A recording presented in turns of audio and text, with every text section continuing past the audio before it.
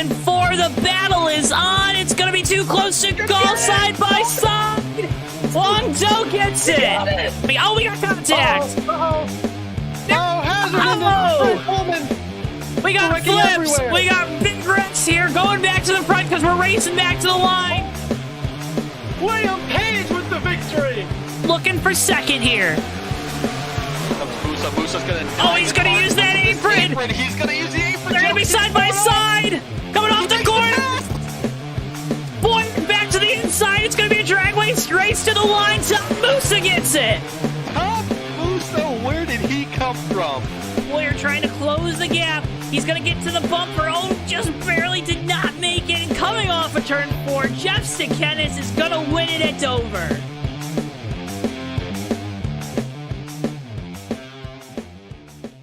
Before I wrap things up here in this segment, your thoughts on the type of race we're going to see tonight? And I would have to agree.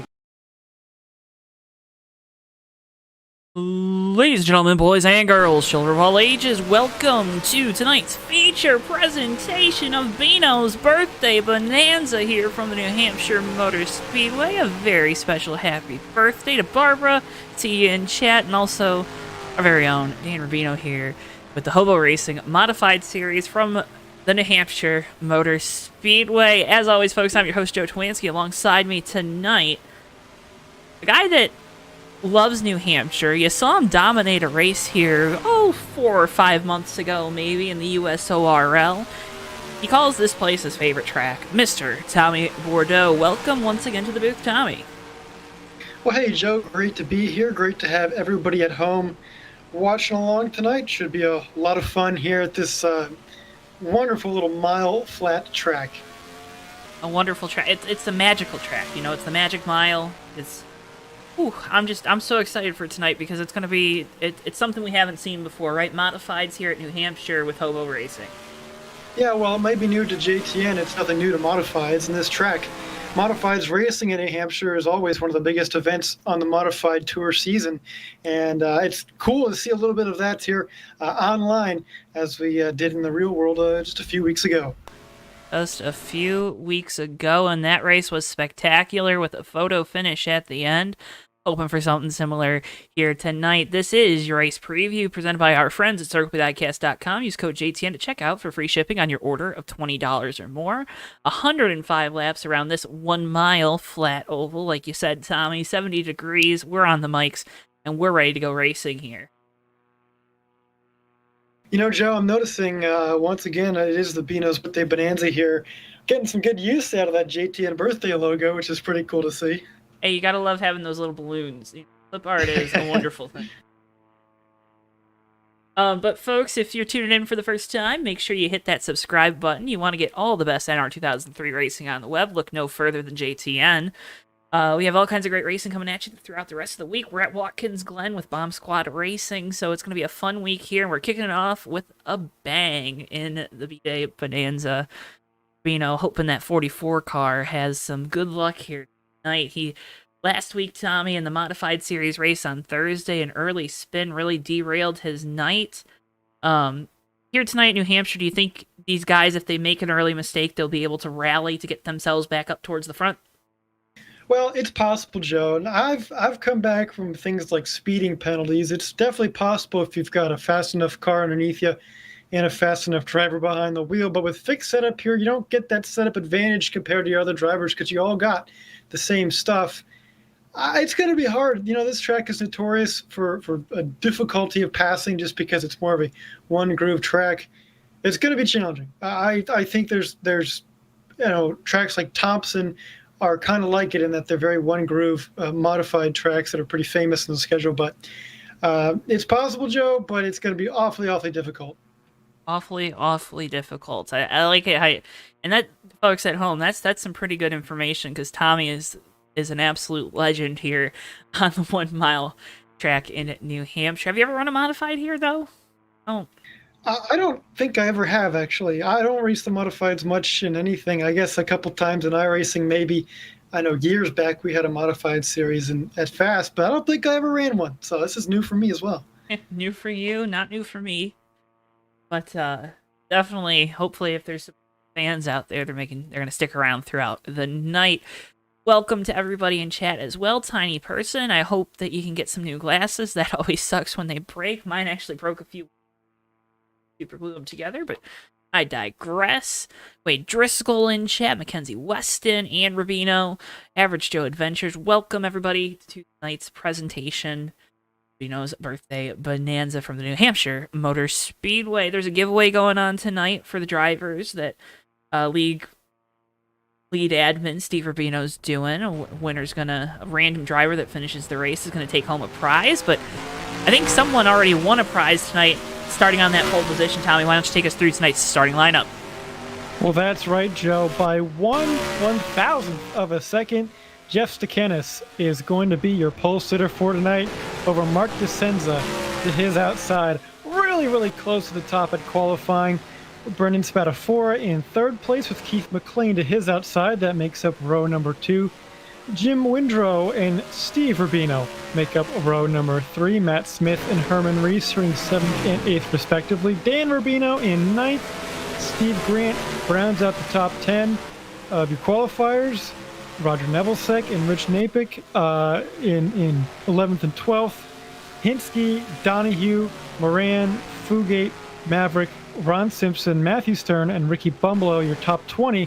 This is a bigger field. It keeps going here. Sorensen, Braley, Palmer, Weston, Bankel, Driscoll, and Dupuy make up your field of 27 modifieds tonight. A great field here tonight. Tommy doing a great job running through all those names. There's a couple tricky ones in there, but you got them for the most part. For the most part. We'll figure them out as we go out throughout the night, but everyone wanted to wish Bino and Barbara a very happy birthday, so coming out in force for tonight's race here from New Hampshire. Usually a Cup Series night here at HOBO Racing, so a little bit of special racing, because this is, I've been told, this is Bino's favorite combination of track and mod. Obviously a big Wall Stadium, New Jersey, obviously loves the modifieds, and there's a couple cars in here tonight. Let me see if I can find them. Told me about this while I was down in the garage area earlier. There it is, 51. Roger Nevelsek running this special wrap livery paint scheme, whatever you want to call it. But actually, as kind of a little bit of a I don't know, I guess it's not a prank, but a little dig at Bino. This is driver that runs this car at Wall Stadium is one that Bino ain't a fan of, so Roger's gonna have to watch his rear bumper tonight if that 44 is anywhere near. Doesn't want to get punted into the outside wall. You gotta love the Nerf bars too. I just, these modifieds, they're so cool to look at. Oh, they're pretty iconic. You know, they're easily recognizable. You know exactly what they are. Thanks to the EA NASCAR games in Dirt to Daytona, we had a chance to race them as kids, growing up on the computers, the consoles. And, you know, it sticks with you, that the image of one of these open-wheel oval track cars. There's the birthday boy, Dan Rubino, in this 44.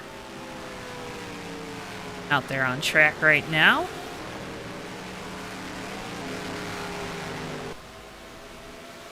Where was he starting tonight? Joe, the 44 car is going to start inside the top 10, just slid in there in P number 9. Oof. And in fact, Joe, he's going to start right next to that 51 in Nevelsek. Oh, no. Oh, no. It's the stories write themselves, don't they? Oh, they sure do. They sure do. Keep an eye on the 44 all night long here. Obviously, this is also a non-points event. There's our pole sitter, Jeff Stekenis in the 31. Non-points event, it's all for fun, folks. It's a birthday party, it's a bash, it's a bonanza, it's all kinds of fun little words you can say for party. But it's going to be a fun night. Fiesta.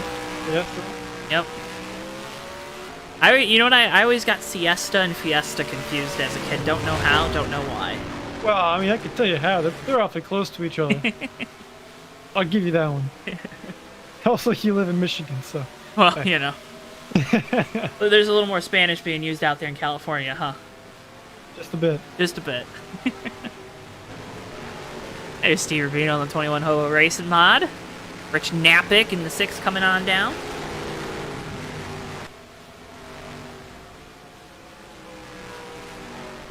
Happy hour going to wrap up shortly. These drivers have qualified. They've practiced. They're ready for the race here shortly. It should be a fun one, like we mentioned. Big field tonight here for these modifieds out at New Hampshire, as HOBO always brings large fields to the racetrack each and every week. And Joe, like you mentioned, for a non-points race, this is an incredible turnout. And that just goes to talk. It's a real good. Well,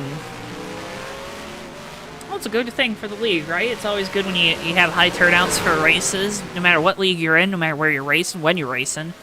So it's really good to see getting consistent big fields, right? I know we've been in leagues before where you'll get big fields for your Daytonas, your Talladegas, and here at HOBO, every week it's over 25 cars. Doesn't matter the series, doesn't matter the night. These guys, they just love racing, and, well, they found themselves a home here at HOBO Racing.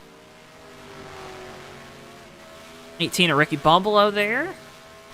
Couple new faces. Dog Palmer, 108. There's our winner from Iowa this past Thursday, the 36 of Jim Windrow.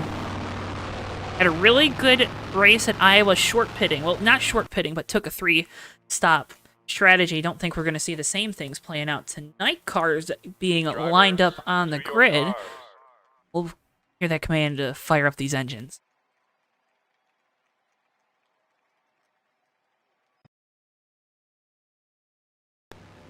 Or are we supposed to sing happy birthday to get them to fire up the engine? I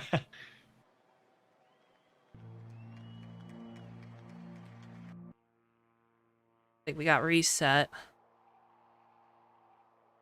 Looks like Fugate having some connection issues, just trying to get that car started in the garage a little bit, having some problems making it to the grid, so start will be delayed just a moment. We can get that modified fired up here. We've been talking about birthdays tonight. Tommy, you celebrated a birthday this past Saturday. Or Sunday. Well, I did. Which? Saturday. Saturday. I knew. See, I was right. Oh, yeah. Okay. Yeah, had a good time. Had a surprise visit from one of my brothers. Flew in from the east, well, from the south, mainly. From the southeast? From the southeast, yeah. Had a great lunch. And got to do some racing in the evening with the Fast Racing League, or excuse me, the Bandit Racing League at the Daytona Road Course.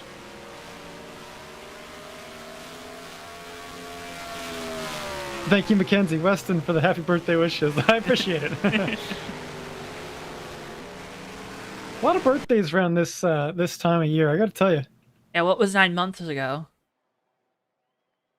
Drivers. Thanksgiving? I don't know. That's a weird. Halloween? I don't know. Well, now we're all gridded up here. Drivers on pit lane, ready to rock and roll with the Bino birthday bonanza here at New Hampshire. You gotta get your northeastern accent down. I can't do that. No. You'd want to talk to Gotta get Ricky. That's. yeah, exactly. Technically, he's got a natural one, but. Start your engines. There's the command, and we get ready to go racing here from New Hampshire Motor Speedway. The modifieds are iconic in the Northeast. They'll be iconic here tonight, as Jeff Stakanis and Mark DeSenza make up row number uno. I'll tell you what, DeSenza's got a beautiful paint on that modified. It looks a little bit like a, I want to say it's a Jim Hazard throwback. Perhaps it's the one before that. But it looks like a Davey Hazard ancestor car. I know they ran a 30 in that kind of number font in modifieds for many years up at Seekonk. Just reminds me of that a little bit. We're just getting all the tie-ins here tonight, huh? Oh, absolutely. It's the JTN cinematic universe, you know? Exactly. Getting ready to go racing 105 laps here tonight from the New Hampshire Motor Speedway. Pace car going to make the hard left turn down the pit lane. We wait to see the green flag displayed. There it is, green flag. We're underway here from New Hampshire. All right, away we go. Let's see what happens in turn number 1 here. Remember, that bottom lane is really preferred, but you don't want to go all the way to the bottom. Just stay a lane up from that very, very, well, bottom groove there. Looks like we're clean coming off of turn 2, Joe. Coming off turn 2 side by side right now for the 3rd position. Spatafor, Windrow, Spatafor going to hold on to it. First caution of the night comes out. Oh no. We got a couple on pit road, Weston and Fenkel. Let's see if we can't get you a replay. It's going to give us a good chance to reset our ticker, though. Let me tell you that. Well, I said that we had a clean turn number 2. I may have spoke a little bit too soon on that one. Heavy hit there for Rod Weston. Rich Fenkel, nowhere to go. Oh, my goodness. Well, for a large majority of the field, they did get through cleanly. Unfortunately, towards the back of the pack, quite the hard hit, like you mentioned, Joe. And unfortunately for Richard Fenkel, his night over already after 1 lap.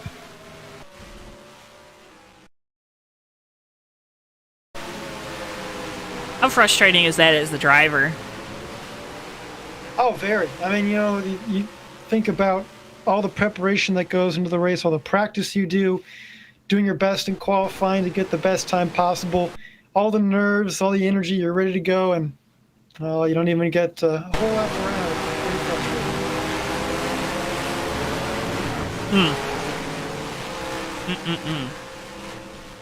Yeah, on board with the 2. Alright, so what we're gonna do here on JTN, since we're under caution, we're gonna hopefully not go away. Actually, we are gonna go away. We'll be right back here on JTN. We're gonna get our ticker sorted out. You're not gonna miss a second of the action here from New Hampshire. Alright, back here. We're still under caution. You didn't miss a second of the action. I always apologize for these things. Of course, nothing can ever go 100% right in live television. I think hope you guys can appreciate at least that. But Tommy, under caution here, first caution, not a lot of takers on pit road. Yeah, not too many, and really no surprise there. We ran half a lap before having our first yellow of the night. No need to come down and sacrifice track position for new tires, especially when your newer tires you're going to get are basically as good as the one Jody had on the car.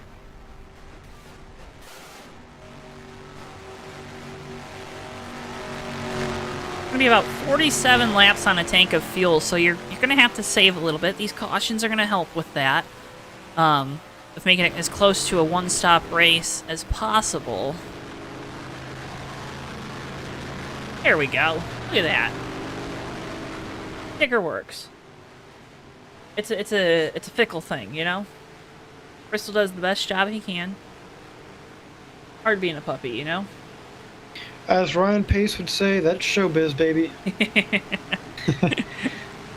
Well, I know what we're about to do. We're going to go green next time by. It's going to be Stakenis, Descenza, Metaphora, Windrow, and that's the 28. That's a little Keith McLean, old Mac Daddy there in 5th. Oh, you bet. And I should also mention, we talked about Richard Fenkel retiring from that accident, as has Rod Weston in 19, also involved in that. So 2 early exits for 2 of these guys. 25 drivers remain in this thing. So still a large field left. Still a large field left. Love to see that. That's the benefit of having the big field. If you have an early incident, you lose a couple cars, in terms of field size, we're okay. We're okay. That's why you save money, kid. Isn't that right, Tommy? Where did you save big money? Menards. Yes, sir. Sponsor us. All right, getting ready to go back. Green flag racing. Pace car makes the hard left turn down the pit lane. Jeff Stakenis with control. Down into the restart zone we go, and back away. Green flag coming to lap 6 of 105. 100 laps to go. Something to note, definitely, with these single file restarts, it's going to be more challenging for guys at the back to make their way up through the field on these restarts, because the field's going to be way strung out. However, also the possibility for less incidents coming off of a restart now that we don't have drivers lining up side by side.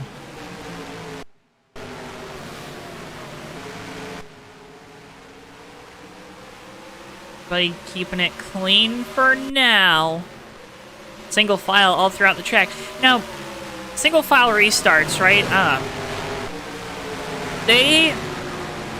They're a blessing and they're a curse. They're going to help a field get some green flag laps here at the start of the race. They're going to help the field throughout the race get those green flag laps. But like you said, it makes it harder on the driver to go up there and really make those passes, because now if you're behind a guy, you're starting at a real disadvantage.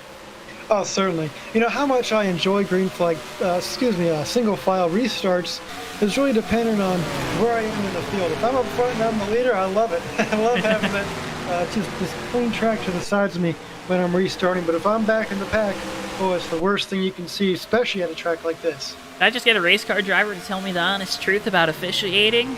Yeah, absolutely. Kennis still leads. Descenza trying to close the gap there in that 3 car. They've kind of broken away from the rest of the field. Spatafora there in 3rd, losing ground. Coming off of an Iowa race that was not what the 37 wanted. Had to make an extra pit stop throughout that one because of the way the tire wear was, but looking to rebound from that here tonight, even although it is a non-points event. Check in on the birthday boy, Dan Rubino, right now, running 9th. You know, right where he started. That's always good, right, Tommy? Definitely respectable. I mean, if you finish where you start, yeah, that's sometimes, if you start well, like he did inside the top 10, that's not the worst thing ever in the world. You just don't want to go backwards. And so far, doing a good job maintaining where he is for now. Gotta maintain, that's the one thing as a race car driver you can't do. You can't lose positions, because then you can't yell at your pit crew. They inevitably lose your positions on pit road. I think you know a thing or two about that. just a few times. Had some skid marks in turn number 4 there. Not sure what they're from, but we race on nonetheless. It's not good for those Hoosiers. No, it's certainly not, especially with how much you got to conserve these things. Don't have many sets in the pits, so. All right, let's not go that far. Well, Stakenis has kind of lengthened his lead out there in front, but Descenz he's hanging with and he's running similar times, but it just looks like Stakenis able to just get that 100th of a second every lap that's going to help him pull away, and it may not be much lap by lap, but it adds up over time.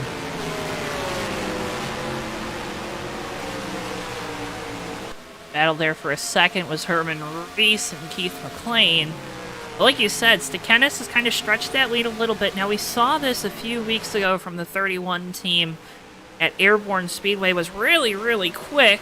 They're on back. Brendan Spatafora, a big moment there coming off of turn number 4. 36, Windrow gets on by. We saw Stakenis really, really quick in that one. Thought we were going to get a late race charge from Josh Boyer in the 41, but it ended up Stakenis. He was saving his stuff, was able to extend the lead, kind of just hold pace. That's a skill that translates well here at New Hampshire, isn't it? Yeah, it does. I mean, here especially, I've had races where, I use up the tires way too much at the start of the run, just getting all excited, and then later in the run, these guys come back at you and are able to get around it because you just can't hold that all-important bottom line. Noticing something here, especially off the exit of 2, Descenza getting to the inside onto that very bottom lane down there. And the banking is just slightly different down there. It's a little bit flatter, so you can't carry as much speed there. But the way he's taking these corners, he's actually helping to kind of shorten that exit up and actually turning that car using the change in banking down there. With the drivers, they talked about a lot of right front tire wear. What does that mean? Well, you're just using more and more of that right front tire as you're going around the turns. You're not able to abuse that too much, because the more you use it, the more it wears and the less the car's going to turn. So it's really a balancing act just to kind of float the car around the turn enough to get it turned, but not too much that you're scrubbing off all that extra grip. There's a lot of nuance with saving tires, especially at a track like this. Especially at a track that likes to eat them up. Keith McLean to the inside of Matt Smith for the 4th position. Or 5th position, rather, excuse me. Gets on by that 47, falling back here a little bit.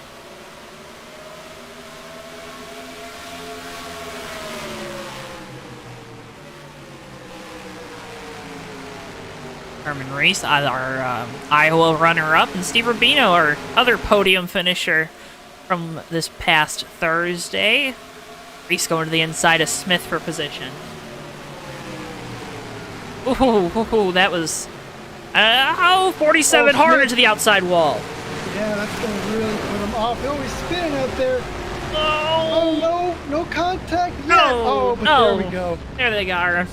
Oh, And that is going to be our second yellow of the night, coming out on lap number 17. Ray Dog involved, Ricky Bumbelow, Jeff Fugate, sorry, that's Doug Palmer in the 108, that green car.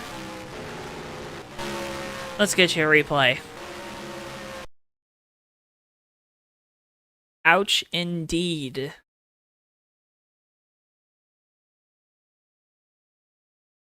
This all goes wrong for the 47. It starts on the entry to turn number 1. Yeah, this developed a long way. Took a while to get to where we were throwing the yellow flag, but ultimately that contact with the wall, trying to keep it off the wall, of course, he spun him back down right into the racing line, and while many modifieds were able to avoid him, others were not as lucky. I'd say that was Jeff Fugate involved in that one, you saw there. Doesn't look like too much damage on anybody's cars, unlike the earlier incident. Yeah, it was a little bit slower. You know, those guys were slowing up, and in that portion of the track, knowing that there was an incident ahead, they were already off the throttle, not like they were trying to get back into it. So luckily, it doesn't look like drivers got too much damage, at least not enough to force a retirement. Always good to hear and good to see. Looked like that 47 was kicking some dust up there in that high line, too. It's a little dirty up there. Oh, yeah, all that debris from these guys kind of just gets pushed up there as the race goes on. I mean, all the marbles and whatnot. I'll tell you what, I've been in marbles in real life, in both karting and in the Spec Miata. I'll tell you what, there is zero grip out there. You don't want to be out there. Don't want to be out there. Then you're going to have to use the wall to kind of hopefully help save you. A bunch of takers down on pit road. They're all exiting now. So Stakhenis going to maintain his lead. Everyone pretty much staying the same, but Spatafor, I think, too fast off of pit road. Nope, now he's going back up there to take his position. You know, the nice part about online racing is it doesn't cost any money when you hit the wall. You can use it a little bit more. Yeah, certainly. Ron Simpson staying out in that 25. Beautiful looking modified there. Kind of reminds me, I'm sure there's an actual thing, and I'm just too... yeah, I was thinking about the Elliott Sadler Stanley 19. Not even that, the Scott Riggs number 10. Oh, sure, absolutely. Stanley. So, but yeah, same. I think it was the same scheme, wasn't it? Maybe. Maybe. I would have to double check that with the stats department, but either way, a nice looking modified for sure. Stats department. The stats department on Paint Scheme Watch, yes. Yep. How many races did you have X sponsor? Folks, we got a bunch of great races coming at you this week on JTN. Wednesday, that's tomorrow, Thursday and Friday, Bomb Squad racing action from Watkins Glen. Trucks tomorrow, Cup Series and their Xfinity National Series on Friday. Special 3-race event there at the Watkins Glen International Speedway road course, or just Watkins Glen International, whatever. Then Bomb Squad Cup Series action from the Indianapolis Motor Speedway on August the 12th. We're going to take a week off here at JTN because we got races in Michigan. But then August 26th, the Bomb Squad Cup Series rounds out their regular season at the Daytona International Speedway. Arts Department. I love you, chat. Pace car lights are off. It's going to be Stakhenis, Descenza, Windrow, Reese, and Spatafora, your top 5 here. McLean, Rubino. Who's in that 48 car? It's Maverick in the 48 car. Maverick's in the 48.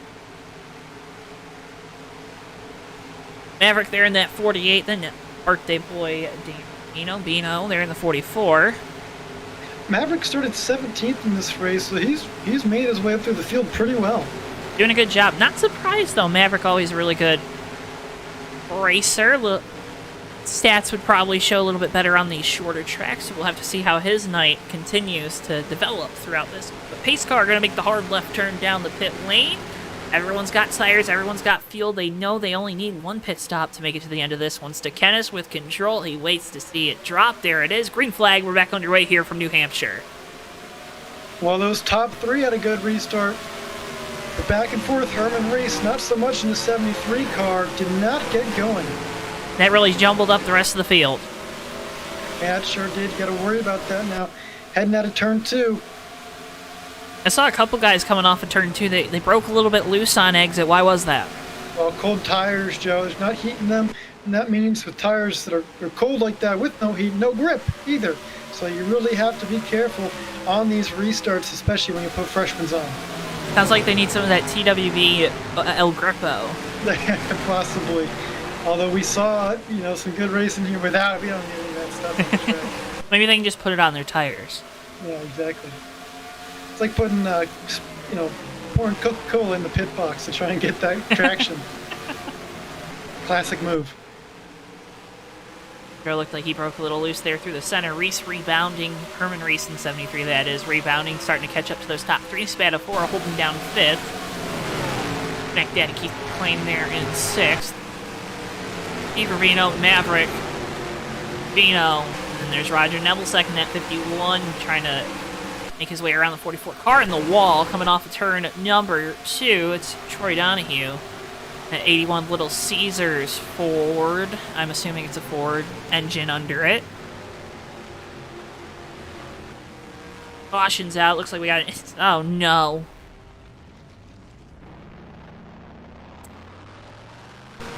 Oh, no. He was doing good. Problems. For the birthday boy.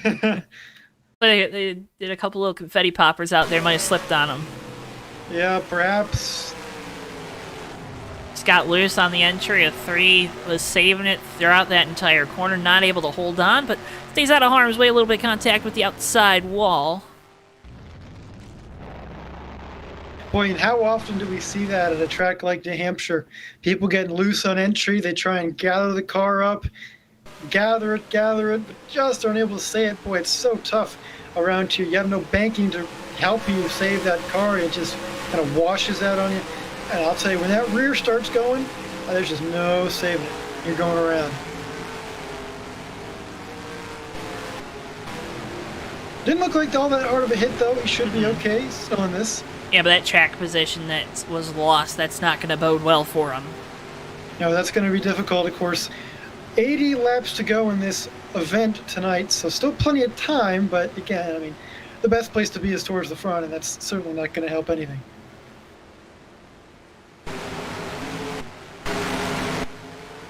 Barbara wrote in, oh no, he's okay, he loves walls.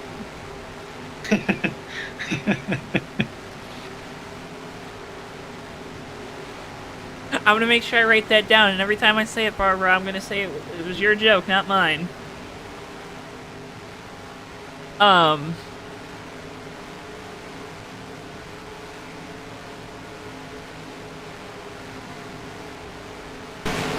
Folks, make sure we're right now sitting on 9 likes on the video, 21 current watchers. That is awesome. Thank you so much for tuning in, but if you haven't already hit that like button, please hit it. It helps us out so much here at JTN. It helps kind of spread the videos a little more, spread our content, and help us spread our wings to continue to soar to higher and higher heights. Closing in on 650 subscribers. I feel like we've kind of hit a plateau a little bit here, Tommy, in the last month, but as the fall rolls in, we're going to have racing all over your calendar. Oh yeah, it should be fun. I just noticed as you were saying it that you were pretty close to 650. That's going to be a fun milestone to hit. I'm telling you, man, it's still crazy just the amount of growth and support we've had this year with JTN, and I'm excited to be a part of it. Of course, I'm sure as are all the fans at home. We couldn't do it without you, that's for sure. Couldn't do it without you, that is for sure.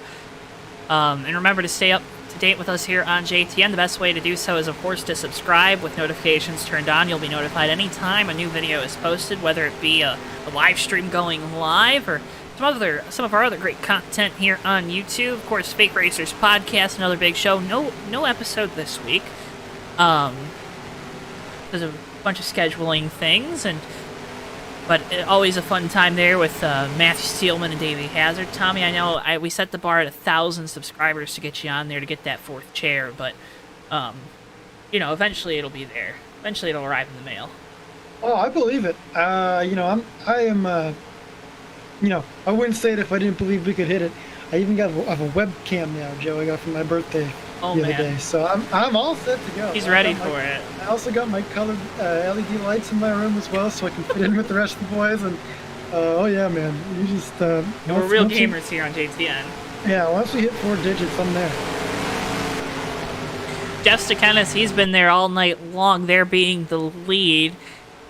Gonna restart on the pole position. Mark DeSenza there in second, and Jim Windrow, your top 3. Herman Reese and Brendan Spadafora. Reese gonna hopefully get a better restart here this time, because man, oh man, he really struggled on those new tires.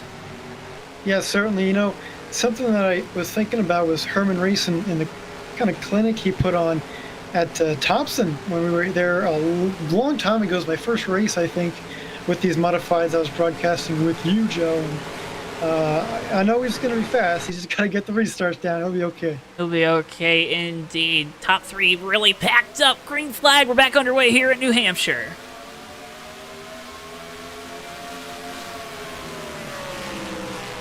Better start for Reese that time. He's at least a lot closer now, and that's always good to see. The Windrow up there in 3rd and 36 car. You know, you mentioned the success he had at Iowa, and here tonight up in 3rd place doing well again. Good job in that 36 here tonight. Stekenis still on point, though. DeSenza, he's been there all night challenging. Just doesn't look like that 3's got enough speed to get around him. Yeah, he has been up there, and I think if we had a longer green flag run, we'd really be able to know. Maybe he's got the longer run car. Perhaps Stekenis is, you know, just kind of playing with him a little bit here.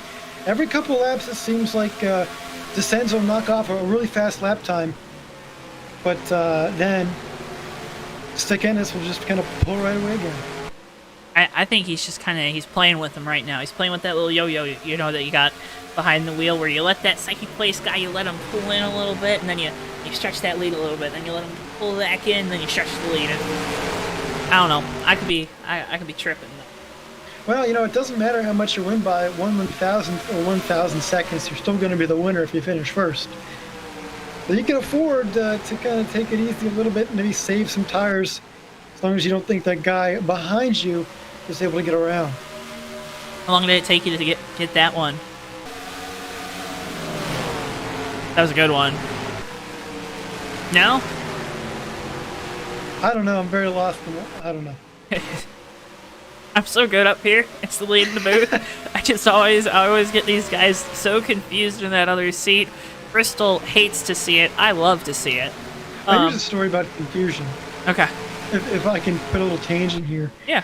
On my birthday, you know, my mom said, "Come on, we're going to the airport." I said, "I don't know why we're going to the airport." No indication why or anything like that. Just hold on. Can I interrupt your story, because we're under caution here. Brendan Spadafora, yes. Into the wall there. It's like that's turn 3, and we're still not at the racetrack. Down in turn 3. Oh, he's going for a spin off the front Nerf bar of the 28.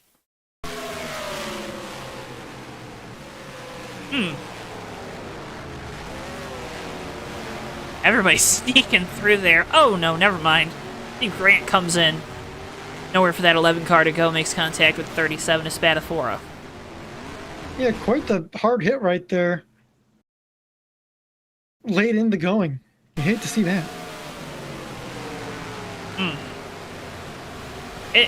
These hits here, they look more violent because it's a smaller track. But that one was really violent. Joe Adventures writes in, no, Gent Nation they're not too pleased with that 28 car. Oh, well, you'd hate to see it, that's for sure.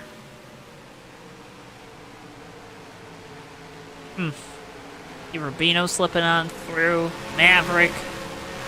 Nebelsack, Hinsky. Grant makes some contact. That 11 will have to come down the pit lane. 37, of course, going to have some damage after that one.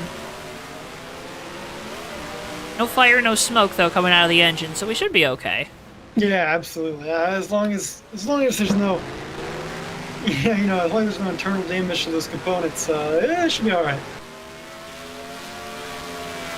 Mark Descenza, he comes down pit road. He foregoes the second running position and win the race off of pit road. Yeah, interesting strategy there, Joe. You mentioned the fuel window. I mean, at this point, they can definitely make it on one stop if we went green all the way. And you do see this a lot in these kind of races in New Hampshire. Some guys will play an alternate strategy to try and get themselves to track position when it counts. You might be giving it up now with the intention of getting it back later through pit strategy. Future birthday update. There's Bino in the 44, currently running in position number...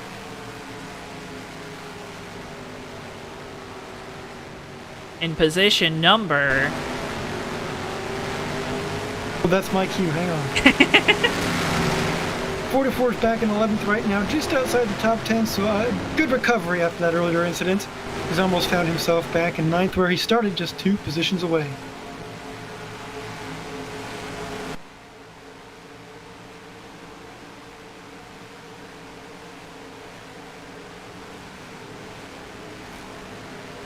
No one better get near Dan tonight. I mean, sometimes he needs to stay away from himself. Is that fair? Can I say that? I was thinking the same thing. It may not matter who else is around him. We all have races like that. Though. We all have races like that. We all go through those slumps. Oh yeah. Thanks, Judy. That makes me feel better about my comments.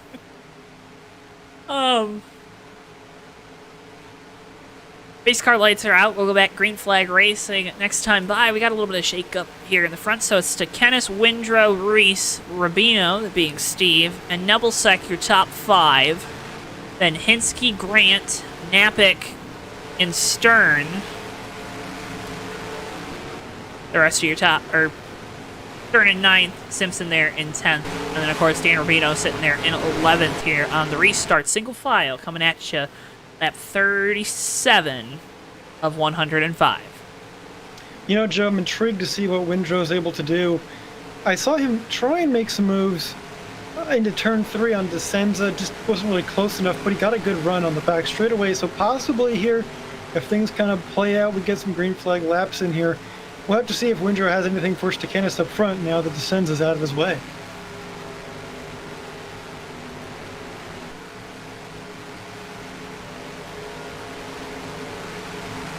What do you think the move is here, if you're Windrow?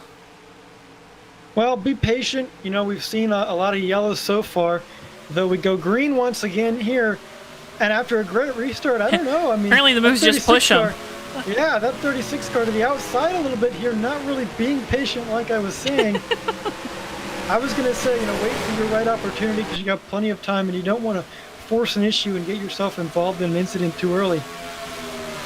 That being said, a little bit of side-by-side action up front here with our leaders, just for a moment. Just for a moment, then they get back single file, then they go back to racing each other real nice.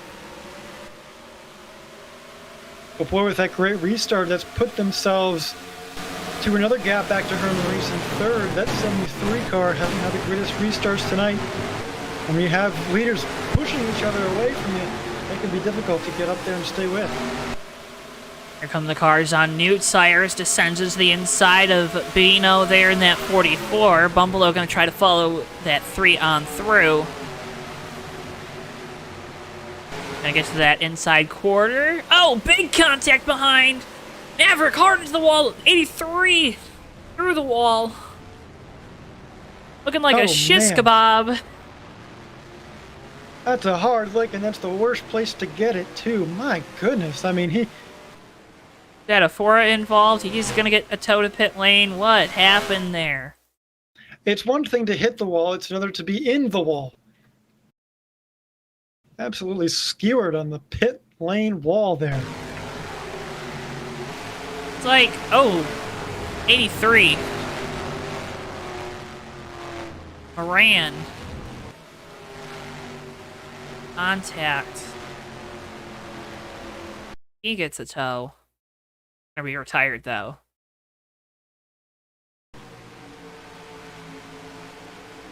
This is why I'm very thankful that we do sim racing. Yes, absolutely. Ugh. He's like, I don't know, 5-10 yards into that wall. Well, I've seen people in this game hit the end of pit lane wall like that, but to be that far down into it, that's a first for me in all my years. Visor cam with the 83. Gotta love these cameras, now that we know he's been checked and released from the infield care center.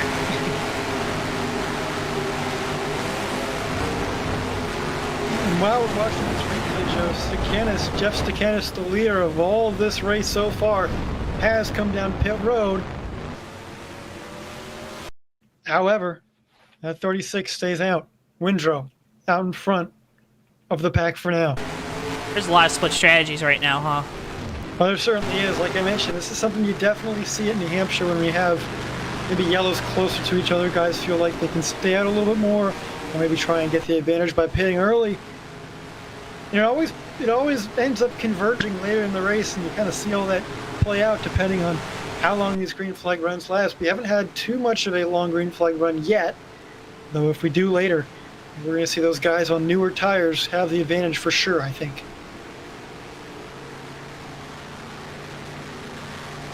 So you're saying it's advantageous to have new tires? It certainly is, to a point. I mean, track position is only going to get you so far. If your tires are 10 plus laps old, you're really going to be struggling out there, no matter where you start in the field. Is it advantageous to save money on your diecast purchases? Well, it absolutely is. But how can I do that, Joe? Well, you can save money by using code JTN at checkout for free shipping on your order of $20 or more at CircleBdiecast.com. Your home for all your diecast needs. Folks, I just got an email. Brand new shipment of diecast just came in. Bunch of 164s. You know me, I'm a big avid 164 scale diecast collector with going back to our stop motion days. But also some 124s. I believe Chase Briscoe's rookie car just came in, so like that's a pretty cool one, I would say. So go check them all out. New cars coming in weekly. We're in prime diecast arrival season, and you're home for all those diecast purchases. CircleBdiecast.com, code JTN at checkout for free shipping on your order of $20 or more. Hashtag we don't have scripts for anything. So that's how, Joe. Okay, good. Thanks for telling me.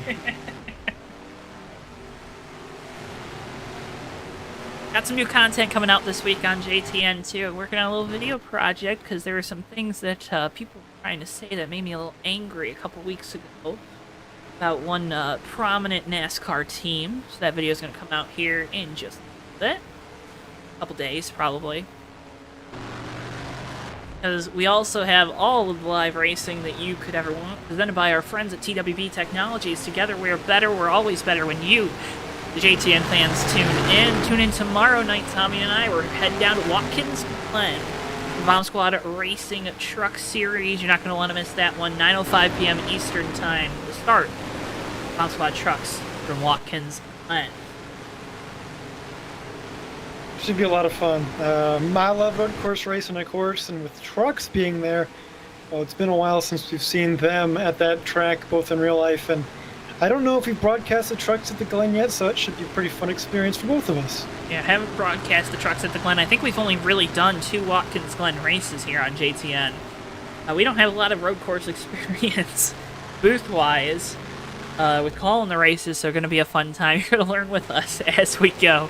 You're not going to want to miss the coverage of that one. Not going to want to miss this restart. Windrow with control. Herman Reese there in second.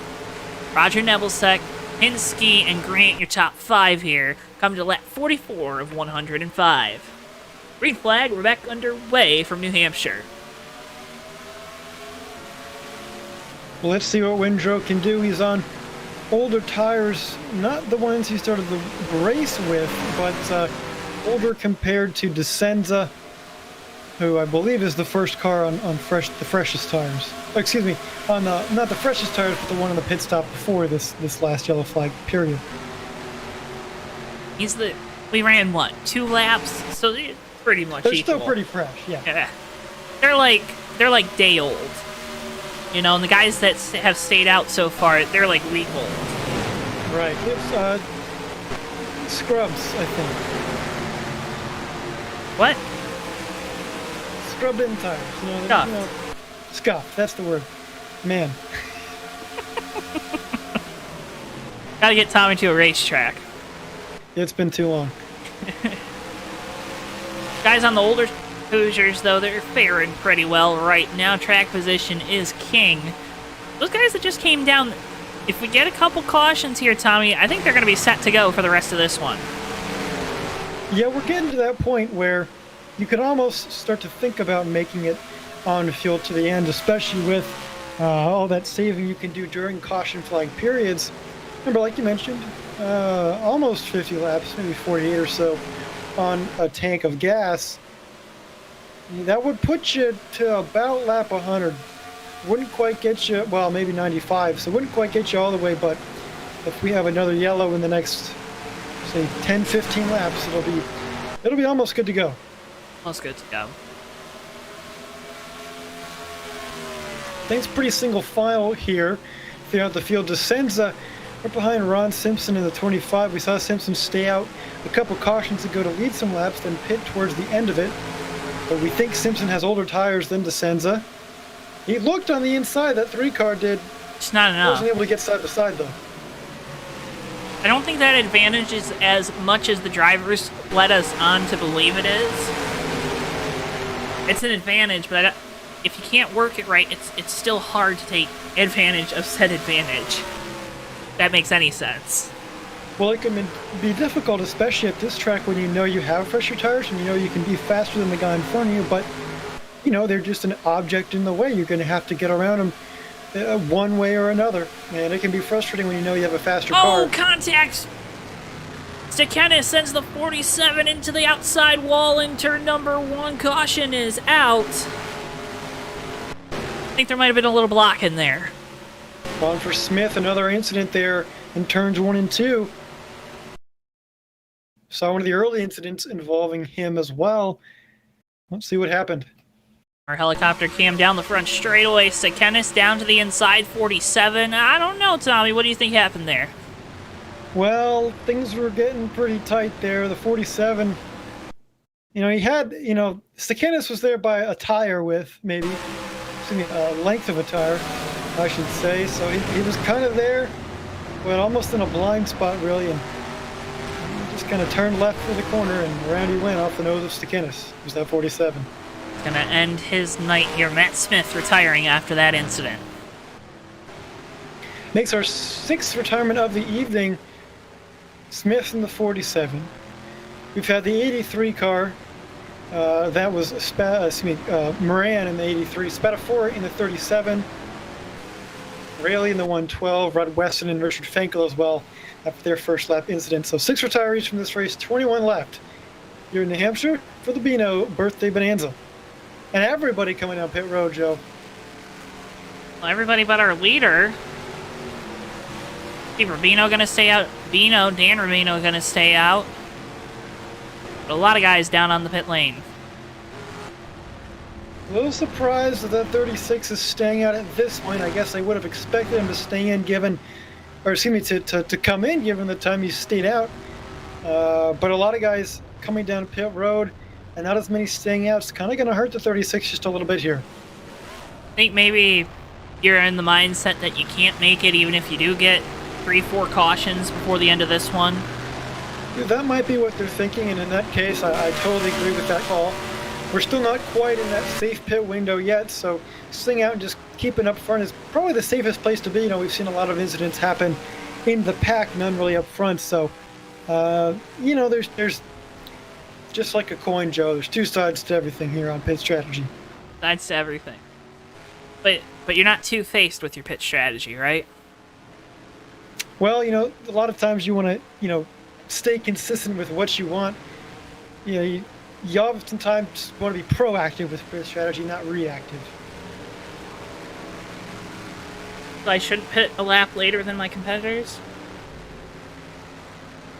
Not under yellow, not if you want to keep your track position anyway. Under green, it's acceptable. Under green, sometimes it ain't acceptable. Depends on the track, I guess. Yeah. If it's Atlanta... I've gotten away with it before at places like Atlanta, but you don't want to stay out too long. I'm gonna miss that track. Certainly.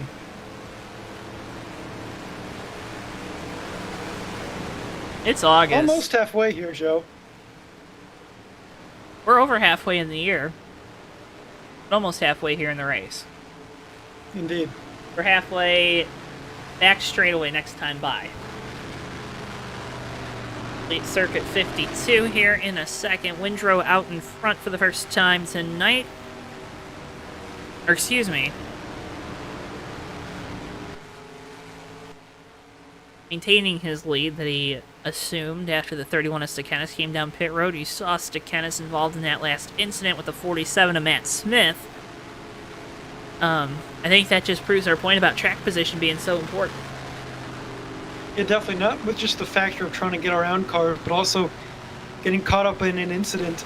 You know, we've mentioned it multiple times in broadcasts before. Guys that maybe fall back after a pit road speeding penalty or something to that effect. They're back in the hornet's nest, and that's where they sting, man. You can have a good race go bad pretty quickly if you get stuck back there too long. Don't want to get stuck. But we're not going to be stuck under this yellow for too much longer. Green flag next time by. Windrow, Rubino.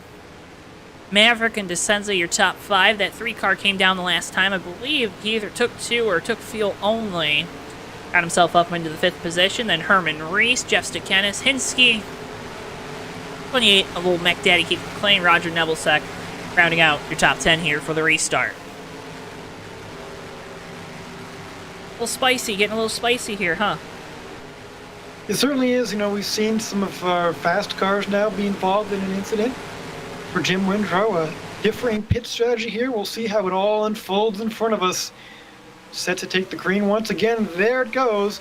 Green flag waving back into Hampshire. Hey, Steve Rubino keeping tabs on that 36 of Windrow just like he was last week. And Rubino, Bino there in 4th. He's lost a little bit of time to that 21. We have some hard chargers coming up here back in 4th and 5th. Yeah, Descenza took a wide line on the outside on that restart, trying to get that momentum onto the back straightaway here. Maverick in front of him. Descenza, who we saw in 2nd place earlier, was the earliest of our kind of 3 leaders that we've seen during this race. He was the earliest to pit, and now he's reaping the rewards up there in 5th position for the moment. I like rewards. Absolutely. I don't have a segue to anything. I was just saying I like them. Windrow up front in the 36 doing a good job leading this race here. He's looked pretty consistent. Haven't seen a lot of slides out of him. Haven't seen too many wiggles or scrapes with the wall. What you got to do early on is just getting that good groove, good rhythm. Don't make any mistakes. That'll set yourself up for a good rest of the race. Is it that time-old saying, hit your marks, don't worry about what's behind you? Is it, like, what is it right now? If you're the 36, you're the 21, say you know you're going to have to pit again. Yeah, I mean, at this point, knowing you're going to have to pit again at some point in this race, there's not a whole lot of pressure on you to do anything magical here. You know, you're comfortable, you're leading the race. I'll tell you what, though, you've got a mirror full of Steve Rubino. If there's anything that's going to make you uncomfortable, it's seeing that yellow 21 right behind you. What color, like, what would you call that yellow that's on that 21? Like, what would be the Crayola box name for that color? Man, that's a good question. I'm sure they have a specific color just like that, but maybe honeysuckle, butterscotch, something like that. I think it's more of a honeysuckle. Butterscotch is a little darker, I think. I think you're right. Either way, only the important conversations here on JTN. Yeah, that color, whatever it is, whatever you want to call it, is filling the mirror of the 36. Woohoo. Especially in those turns. Boy, the 21 sends it in pretty deep there and is able to close up right to the rear bumper of that 36. Windrow's getting a little loose right now through the center of the corner. I wonder if maybe that right rear is burned off a little too much. Meanwhile, back a couple positions, Descenza able to get around Maverick. Oh, car in the grass. up near the wall. It's the 28. Old Mac Daddy Keith MC. Caution is out. Tommy, anytime you talk, a caution comes out. It seems to be the case, Joe. See what happened here at the 28. Goes down into turn 1. I think he's going to clip this apron. Looks like he just kind of got run roughshod by the transition there down on the bottom. Oh yeah, and that's difficult there. You can see it visually right there, just the difference in banking between that bottom groove and then the rest of the racetrack. You can use it to help the car turn if you take just a little bit of it. In that case, taking too much. Keith McLean going around. Hate to see it. Now from this point, Joe, these guys should be able to make it if they pit here. Is that right? Yes, sir. So I wouldn't expect many drivers to stay out. I think we're waiting on the pace car to get around, and Windrow's really slowing it down to try and get to pit road. Oh, he's not going to get to pit. Oh, no. Oh, well, there's the pace car. No, you're right. Oh, no. And everybody, well, a lot of cars actually stay out right there. Dan Rubino comes in, as does DeSenza, but a lot of drivers are liking to stay out. I'm kind of perplexed by that, Joe. Well, the only two that I'm really confused by right now are those top two that didn't pit last time. Everyone else pit under that last caution. You're in the ballpark to make it to the end. You're not feeling too comfortable without a couple more cautions, but you're in the ballpark to make it to the end of this one. Pitting under that last yellow. But these two out front, I don't know if it was the pace car not being there that maybe spooked them from coming down pit lane or what it was, but that could prove costly because they're in a position where they're going to lose a lot of track position late in this race. Yeah, so now what does that do to you? I mean, are you going to pit this time by this second lap? I mean, we'll see.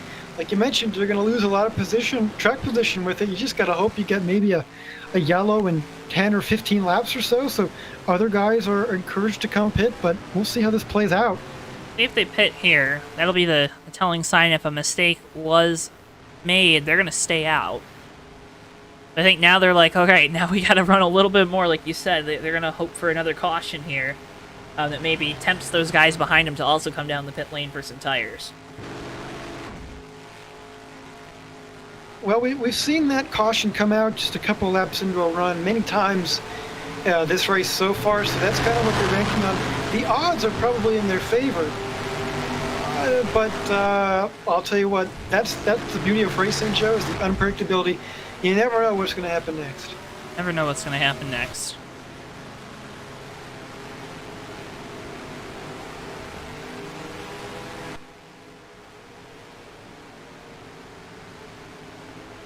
You know what I do know?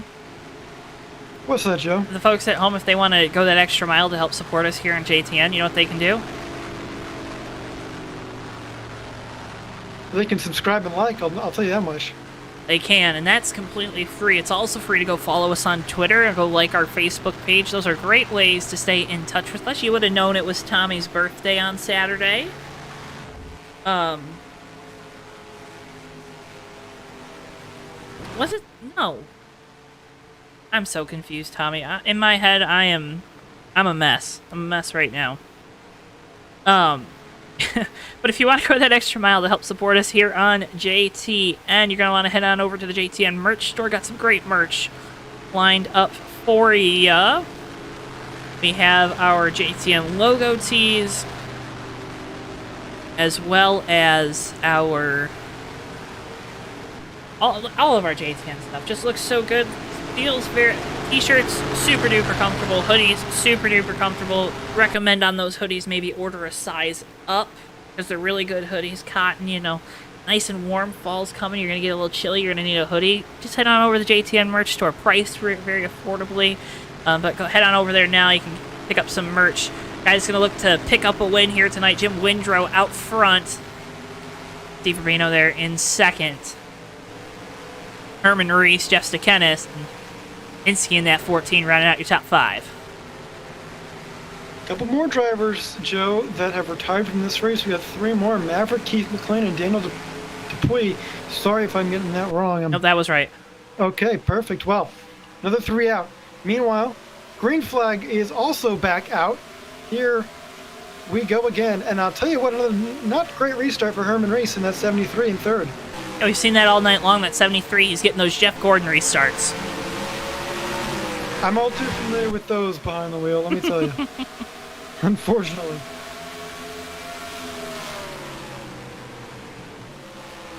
Jeff Gordon fans about to come at the JTN Twitter. How about this job Steve Rubino has been doing in this 21 here to stick with Windrow in the 36 and to be in second place right now, albeit on older tires, but boy, I mean, he had a great restart right there. We saw the last run, he was filling up the mirror of Windrow, and right now doing the same this run so far. Well, he had a great run last week. He battled with Windrow for the win throughout the night.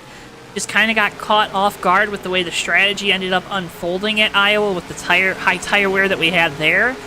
But this 21 team, they're starting to really rally late in the season. Had the, or midway through the season, excuse me, had the issue at Airborne where they were taken out of the race way too soon, and now trying to rebound from that from a few weeks ago. Looking really good here tonight, running in second, like you said, on the old tires, still running some very fast lap times.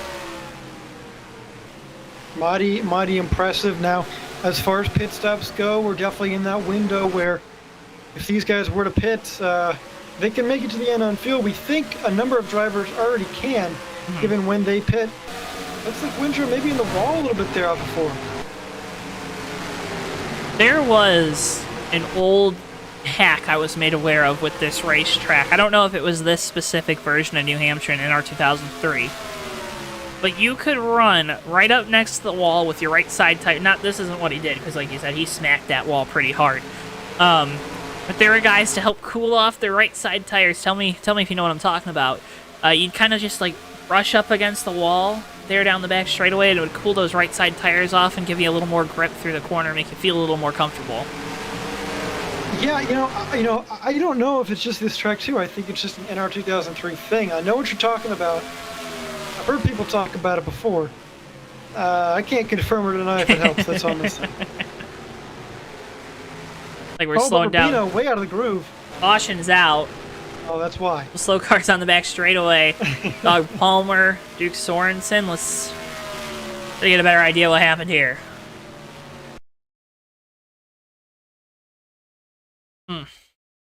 Sorensen going for a spin off or through turn 2. It's like, oh no, he's gonna send Donahue around. Driscoll barely gets on by. Dog Palmer just a little bit of contact. He's not really involved in that one. But Donahue sent around that 81 car once again here tonight. Involved in an incident. Tough night for that Little Caesars modified. Well, I'll tell you what, this is basically the caution that Windrow and Steve Rubino wanted up front here. This is their opportunity to pit. We went a few laps into that run, so it's not like all the other drivers are going to pit either, I don't think, but some could, and that's going to help them, especially with track position. Oh, a lot stay out. These two are pretty lonely on pit road. No, and I think that's what we thought would happen. Now, we get 20 laps of green flag here. Think some of these guys might decide to come down pit lane? And then these guys stay out? Possibly. But 20 laps is a lot on these tires. I don't know if I would be comfortable staying out on that old enough tires, especially with, say, 15 laps to go in that scenario. Because that seems like a very big number. But that is a lot of laps to get through. Windrow gonna win the race off of pit road, then descends a Rubino. I could entertain in that situation, Joe, possibly just getting 2 tires in the pit stop. Right sides are the only ones you need to replace, right? Right. I've been in that position before too, and it's worked out almost. What is it? They usually just replace the right rear at the halfway break. In the modifieds, I don't watch enough modified racing to know, Joe. I think it's the right side, the right front or right rear. I have a feeling it's the right rear. I know in dirt racing it's the right rear. Maybe it's the right front. I don't know. Well, either way, the field has gotten shaken up quite a bit by that caution and the ensuing pit stops. It's Herman Reese now out front. He's going to be able to try and get the best restart he can now that he's the one out in front of this field. But Take a look at that 31 car. The pole sitter Stickenis, who led early in this race, hasn't since, but he's going to be eager to get back up front, I'm sure, in the closing stages here in New Hampshire. At 31's a little bit stronger on the restart. 73 hasn't had it so far tonight. I could see a little bit of a checkup here on the restart. Well, we'll have to see how that plays out, especially with the single file restarts. That'll be something to watch, certainly. When you're side by side like that, there can be issues with that, but, the car in second will just get a better jump and is able to go by. In this situation, you got to stay behind that other driver until you cross the start and finish line. Gotta stay behind him all the way down into turn 1. So, yeah. Hey, it's a game we play, right? Not that this is a sim, but like it's games you play behind the wheel. Just like Pusha T said in his 2018 album Daytona, he said, "The games we play." That's a very obscure reference, I think, at least for this crowd that may be watching at home. I think it's an obscure reference for most people, Tommy. No, because that album's a classic. It's classic. Oh, yeah. It's a classic modified race. We got Herman Reese, Jeff Stickenis 1-2, Hinsky, Nebelsack, and Matt Stern up inside the top 5, rounding out your top 5 here. Coming to the restart on lap 73 of 105, just over 30 laps remaining in this one. You haven't really talked about Hinsky or Stern that much today, especially Hinsky in the 14. Up there in third, he's played the strategies right. He's put himself in a good position. We'll see if he can capitalize. Just run it inside that top 10, fringe top 10, fringe top 5 all night long, rallying to the front. That's what you love to see from a driver late in the going. There's the green flag. We're back underway here from New Hampshire, and Stickenis really laying off the field, spacing out at the front. Well, that was a great restart for him up there. That's the opposite of what we've seen. That 73 getting a good launch at that time. It's exactly what he needed. Exactly what Herman Reese needed in that 73 Cadillac. Looking good right now through turns 3 and 4, but Stickenis starting to close the gap for the lead. At 31, we know how much speed he had. Narrowly winning the pole over DeSenza. But, of course, we've seen him up front, able to manage that lead. But to get back to it, he's going to have to get around that 73 of Herman Reese. And that's not going to be an easy one to pass, especially as caution has been displayed once more. Doug Palmer around, Steve Grant involved, Rich Knappick as well. Let's get you a replay. I think this starts just the 6. Let's go helicopter.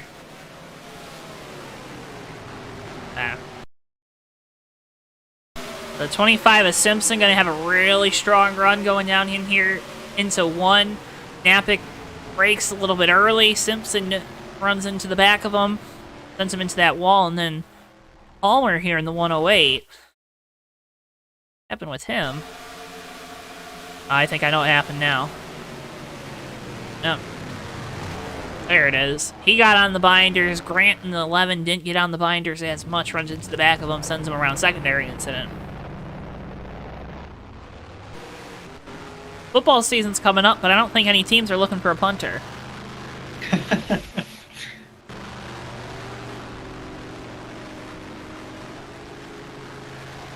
A lot of stuff coming around the corner with the changing of the seasons now that we're into the month of August. Football going to come back in a couple days with the Hall of Fame game. Of course, NASCAR is going to be back on television. Road course racing for 2 weeks. I'm going to one of those. Yeah, Michigan. Nope. MIS. Michigan's not a road course. What are you going to? Indy. Oh, yeah. Huh. Yeah, I guess they're doing that. I'm going to one of those road courses. Oh, Michigan. Yeah, well, I didn't hear the road course part. All right, I was. All right. Have you been to MIS because I know you're a former. We were going to, but then with everything going away, right, I will not be able to make the trek. Bad. Eventually, we'll get you to JTN headquarters. Eventually. Oh, eventually. I'm looking forward to it. At some point, I'll definitely have to meet the producer, Yep. Bristol. He's doing a great job here. Second.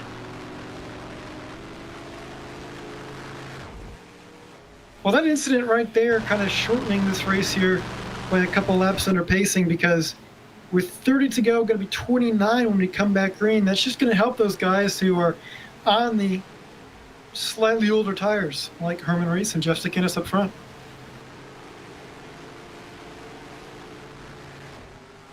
So we've seen the leader able to get a decent advantage every restart. I think that's what the common thread has been, especially in these modified series races. And again, this is not a points event, so everyone's just trying to win the thing. But Tommy, if you're coming down late in this one, you're gonna get a little more aggressive on the restart if you're the guy in second, right? Well, you've got to. I mean, now's the time. You want to win this race, you're going to have to go for it. Doesn't matter, points or no points. Everybody still wants to win. And I'm sure Jeff Stickiness, after shorting up front, leading a bunch of laps early, he wants to seal the deal on this thing, to bookend it, start up front, finish up front, and tell everybody, hey, I own this joint.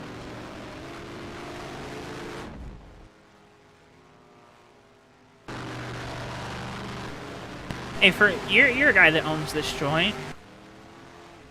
Yeah. Is it fun? Oh, well, I love. Yeah, absolutely. Remember, folks. The best in the business. Best in the business, Tommy Bordeaux. Sim racing broadcaster pioneer. How ATN PR put it. But, folks, again, TWB Technologies, together we are better. Together we're better when you show up to these broadcasts. And can't thank you enough for all your support here tonight. Our upcoming races on JTN tomorrow night, Thursday night, Friday night, Bomb Squad racing action, all from the Watkins Glen International. Then Bomb Squad Cup Series action in Indianapolis on August 12th, August 25th. Bomb Squad Cup Series action at Daytona. Of course, all those races live only on JTN. A whole host of them. A lot of Watkins Glen. Good to see. Love to see it. You know me. Big time road course guy. Big road course guy. Not a big 550 mile and a half guy. No. Herman Reed's going to have control here on the restart. Still might need to save a little bit of gas for these guys that didn't take these last two opportunities to come down the pit lane. We will still have to wait and see. They're looking better with each and every caution, though. Coming off of turn number 4, down into the restart zone we go. We're back away. Green flag once again from New Hampshire.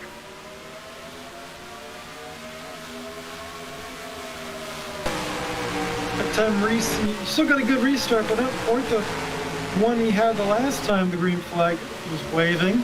Stickiness able to follow him pretty well through turns 1 and 2. He's certainly in the mirror of that 73 car. Made the right adjustment there. Further back, Windrow to the inside of Jeff Fugate for position. Barely be there. Not enough momentum, though, through the center. So hard to pass here at New Hampshire. It definitely is. You got to basically get there on the entry. You can't really get off on the exit very, very well if you're stuck on the inside line. So you've got to make the move kind of on the entry to force that guy up out of the preferred lane. I think that's the way to do it around here. And that's what a lot of guys will try to do, but that's also where we can have disaster if you get in there a little too hot. Natural disaster or a man-made disaster? Oh, all man-made. Naturally man-made? Naturally man-made, yeah. Well, these top two have been able to kind of work that gap to Hinsky a little bit here. It's pretty much down to them here up front, at least, and until if we get another yellow, it seems like these two are kind of setting sail here. That and sail, and that's what they want to see behind the wheels of the 73 and 31. You just want that gap back to the third place guy, especially if you're Stickiness, because if you make a move, you don't want that 14 to have an opportunity to get around you for the second position. Absolutely, and that can happen. You try and go for a move, but then it's almost like a super speedway. You jump out of line a little bit, but then others take advantage with you of doing that instead of working with you. Windrow. Windrow to the inside, Jeff Fugate there for position. I'm sorry, Tommy. I'm walking all over you tonight. I'm walking the dog. Oh, but that's a big move there, right there. I mean, he's just Oh, trying to do everything contact he can. Fugate into the outside wall. Mark DeSenza involved. Oh no, and that's gonna bring out a yellow for sure. Oh my goodness.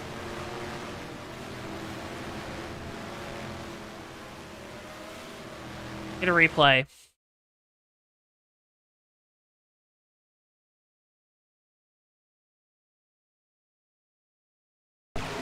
You saw it live from the helicopter cam. A Bumblo gonna make some contact with the left rear of that 9 car, gonna send him into the outside wall. Mark descends and nowhere to go, makes contact. Everyone else, though, sneaking on through there off of turn number 4.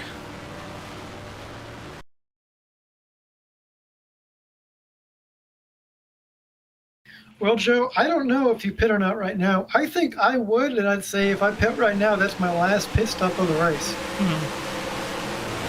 See what these guys do. Obviously, if you're in front, you want to keep that track position. There's just so much time left. And with all the opportunity for other drivers to pit, I don't know if I trust my tires being that old comparatively to the rest of the field. Yeah, but no takers there on pit lane. I'm surprised by that. Save for the 3 and 9, but they're both involved in that incident, so I think everyone's thinking right now, I want as much track position as I can get.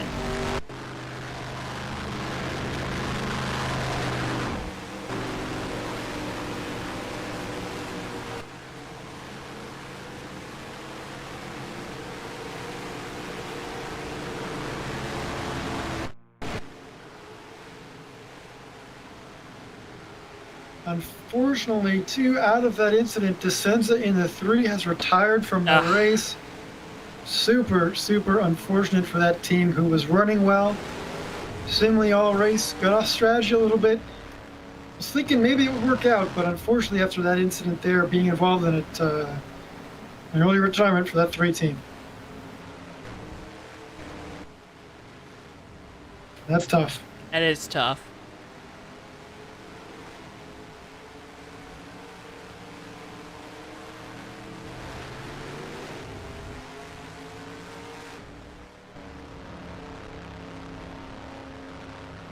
I don't think the winner of this race gets a lobster, do they?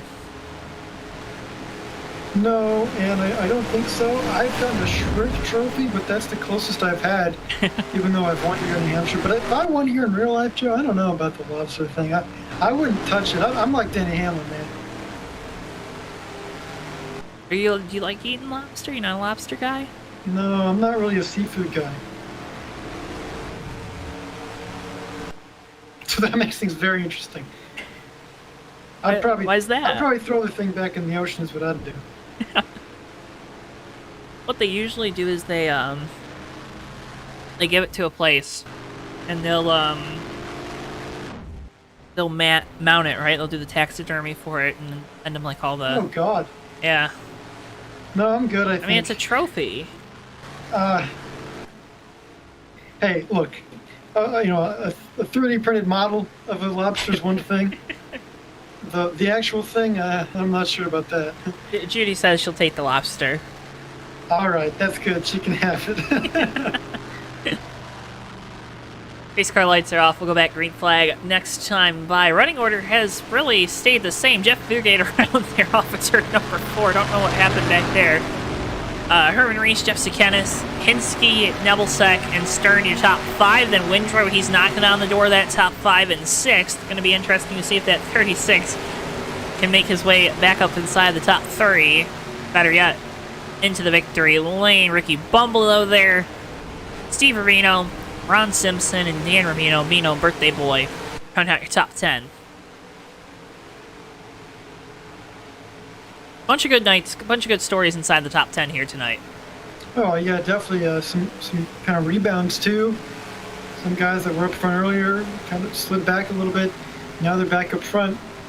Kind of like that 31 is Stekenis, but he's still got one more in between him and the lead, and that's the 73 of Herman Reese, who's kind of hung around towards the front all night long, really. But now he's leading them all. Let's see how he restarts this time.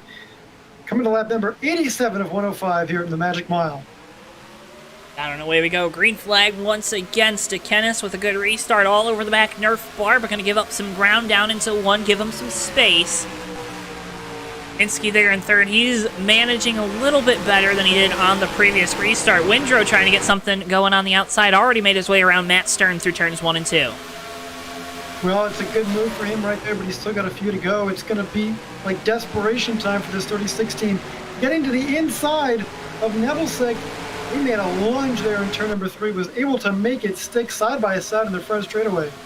Gotta get the positions while you can. Windrow gonna have another big send down here into turns 1 and 2. Not gonna have the room to wash up the track. They're still side by side coming off of 2 down the back straightaway. Boy, and that's such a difficult position to be in on the inside right there because you can't exit like you want and get that good run down the straightaway. Still side by side. The battle for fourth looks like Windrow gonna get it this time. Takes a bunch of cars into the wall off of turn 4. 04, 18, 21 all into the wall.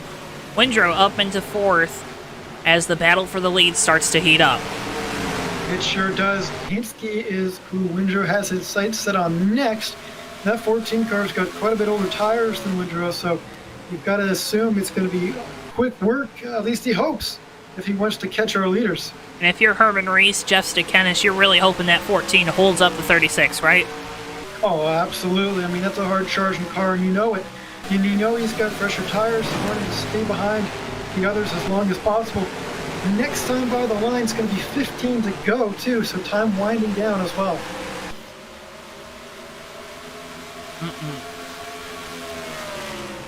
This is where, Joe, I was talking about all the different strategies kind of converging towards the end of the race. That's exactly what we're seeing. Guys who stayed out, guys who pit, some with fresher tires, some with older, all kind of coming towards the front at the same time. Hinske, much to his credit, has been doing a great job hanging on to this third place position for a while now. Doing a great job. Hinske in that 14. It's just that 36, those fresh tires, eventually going to be able to prevail. Jeff Fugate's also retired from the race. Oh man, Windrow looking to the inside of the 14. He got a nose in there, but not enough to make a move. Is there for a second. Now Windrow backing up a little bit. I think maybe he's going to try and get a good run through 1 and 2 and try and make the move into 3 this time. Down to the inside part of the track off of 2.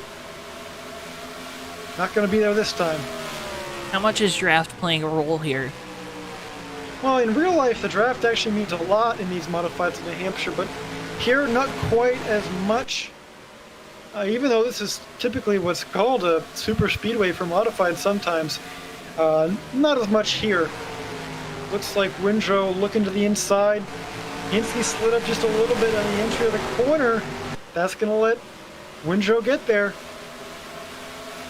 Side by side, maybe big send down into turn 3. Hinske gonna let that 36 on by. He concedes the 3rd spot. Now Windrow gonna set his sights on 2nd place, Jeff Stekenis.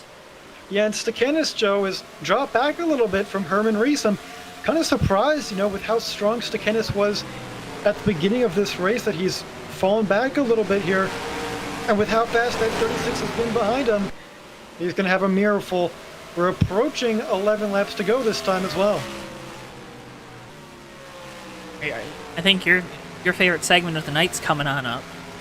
Oh yeah, it's going to be soon here, Joe, just in a lap's time.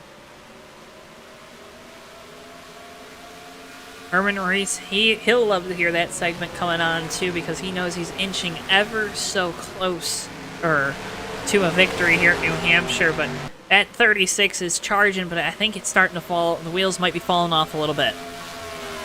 Well, we'll see. I mean, he's had to make a bunch of moves to get to this point, and no doubt that's worn his tires just a little bit. He's got fresher rubber, but with that tire wear, who knows? And as that 36 closes in on Stekenis for 2nd place, it is your TWB 10 to go. Folks, on behalf of TWB, I'd like to advertise GardenLightsDirect.com. From porches to patios and more for all of your outdoor lighting needs, go visit GardenLightsDirect.com on the web. That's your TWB 10 to go, and things are really heating up for this 2nd place battle. Windrow is sending it down into the corner. Sends it to the inside of Stekenis. He gets loose on the bottom. Stekenis gives him a little bit of room. Windrow to the 2nd position here with 9 laps to go at the line. Well, okay, here comes your final battle. It's going to be Reese and Windrow up front. You've got to imagine that those tires on Reese's car just screaming for grip out there. They're older, they're maybe more experienced, but in this situation, not what you want. The track has scrubbed away grip from them, and at this point, you know that 36 is coming. If I'm Herman Reese, my heart's pounding and I'm sweating. Are your knees weak? Arms are definitely heavy on the steering wheel, at least. Ooh. Mom's spaghetti? Could be on his racing suit already. That time by, I'll tell you what, a tenth faster for Windrow in that 36. And he's coming. He's not afraid to send it down into a corner to try to get positioning. And that's what he's going to need to do. He's closing the gap, but Herman Reese doing a really good job of just running his line, trying to take it away from the 36. He's going to make that 36 do something drastic to get on by for the lead.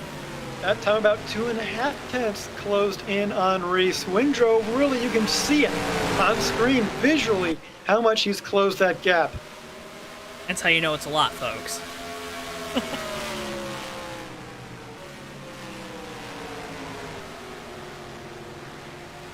Earlier in this race, we saw Windrow with the lead, doing a good job hanging out up front, while Herman Reese looked like he was in third and second for a lot of the night. He's gotten the lead on pit strategy, but he's got a hard charging car behind him, hungry for another win here tonight. Here in a non-points race, but it matters all the same to win here for these drivers in the Bino's birthday bonanza. And a checkered flag, folks, is a checkered flag. You'll take it any way you can get it. Windrow getting a little here on entry to the corner. He's really trying to find a way around this 73. Well, he's got 5 more laps to do it.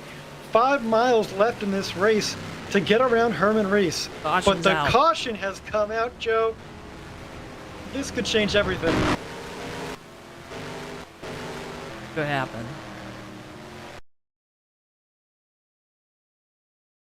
We had quite a good green flag run there towards the end. It was getting really exciting up front. And a yellow flag here with 5 laps to go. Like Napik sends it in 1 and 2. A little too much. Car kicks out on him. Yeah, you know, I think he hit the brakes to try and keep himself off of Matthew Stern there in the 04. Hey, close. I don't know if we're gonna go back green. Boy, if we do, I mean, I've been part of 1-lap shootouts here in New Hampshire, and they can get ugly pretty quickly, let me tell you what. Are you saying those Nerf bars might get a little use? Well, if they haven't already, they're going to get some more for sure. No doubt about it. 4 laps to go, the pace car lights are on. It would be this next time by we would see them go off, typically on a yellow flag, so, Joe, I think we're going to get possibly a natural green-white checker finish here. That's exciting.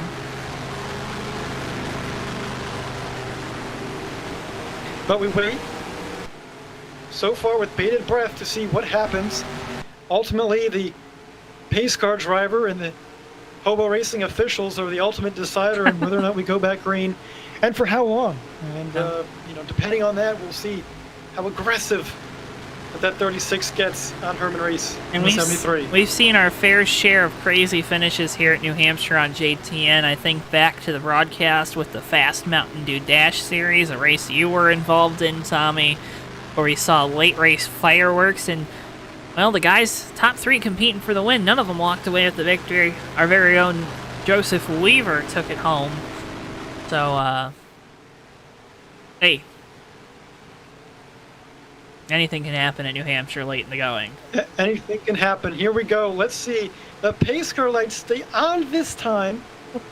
So now we're in a position where if they go off, it'd be a 1-lap shootout, I believe.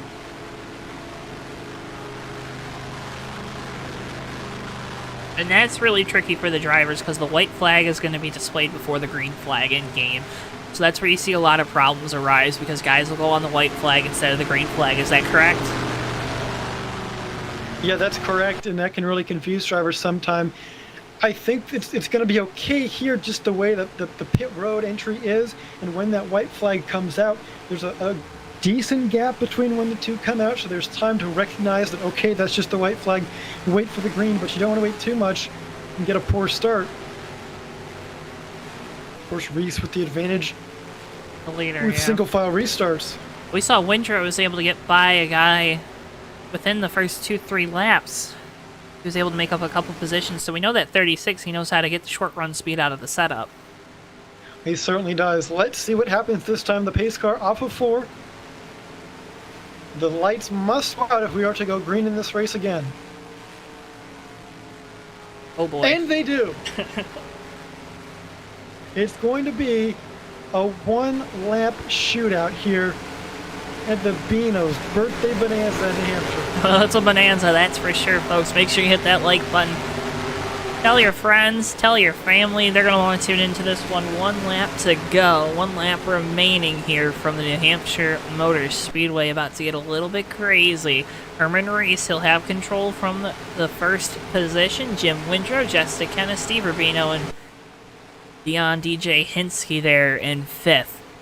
We get ready for this final restart and final lap.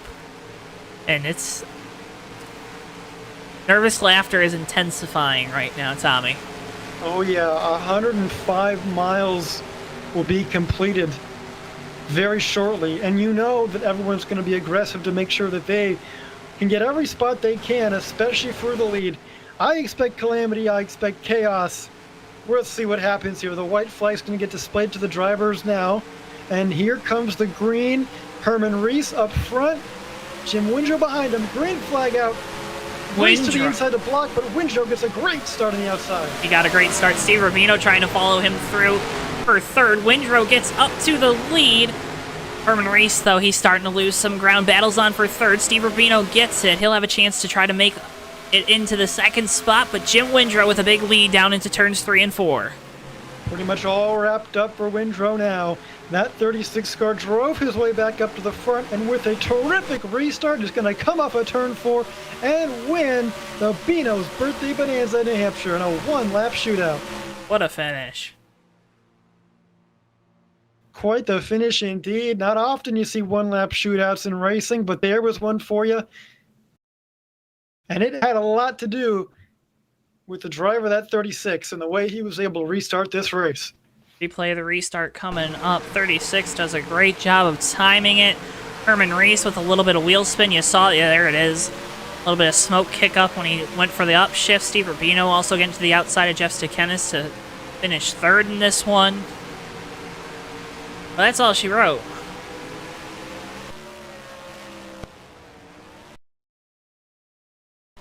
Burn it down. 2nd race in a row, Mr. Jim Windrow.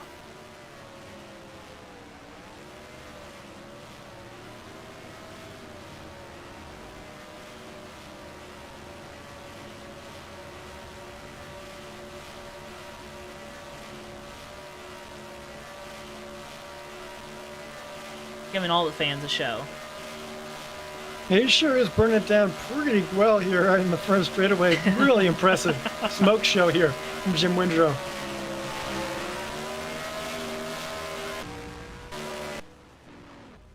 Give them all a show. Now we'll move on to our post-race coverage here, Tommy. A fantastic race. Started off with a big field. Not everyone was able to finish. Only 16 of the 27 able to make it to the end in this one.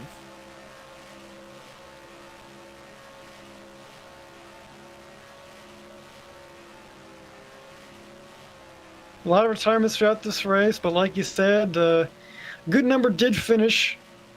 Unfortunately, some early incidents. Well, some of these guys got out before we even saw the first lap. That's Rod Weston and Richard Fankel. But, boy, Joe, what a crazy race we had here tonight. A couple different winners, a lot of passing action, and a very exciting finish.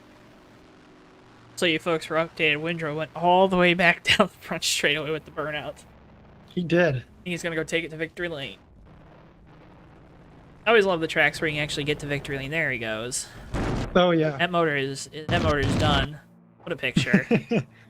We'll talk with him after he celebrates with the crew down in victory lane. We'll get your results momentarily here on JTN Talk with our top 3 drivers Another fantastic race with Hobo Racing, folks. If you want to see more of it, well, first off, you can check out our back catalog of live broadcasts. Very happy birthday, Barbara. You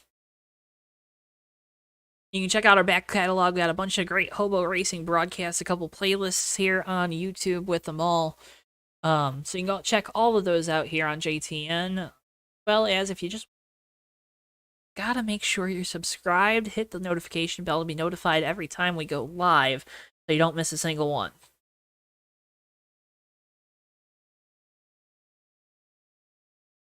Let's, Tommy, you take your pick at who we're going to talk. Actually, you know what? You know who we're going to talk to? What's that, Joe? I think we're going to talk to the birthday boy. Sure thing, absolutely. I think we got Mr. Dan Rubino. You got a copy? I'm here. Hey, how's that feel? You finished a modified race. I know that's sometimes the luck just ain't there for you, but tonight, little birthday magic, finish in the top 10. Well, after what you said, I was a little skeptical there. If I'm still around. I folks at home, I go, I always talk with the guys before the race, and we, make sure we have everything straight away. I understand all the rules and stuff. I say to Bino, all right, Bino, if you're still around after it, make sure you come talk with us. And, well, man, sometimes I don't know, man. Sometimes, but talk about the rebound you had tonight, because you had that early spin. What did you have to tell yourself behind the wheel of the car to make sure that you didn't make the same mistake twice, but also that you were going to be able to make it back up to the front?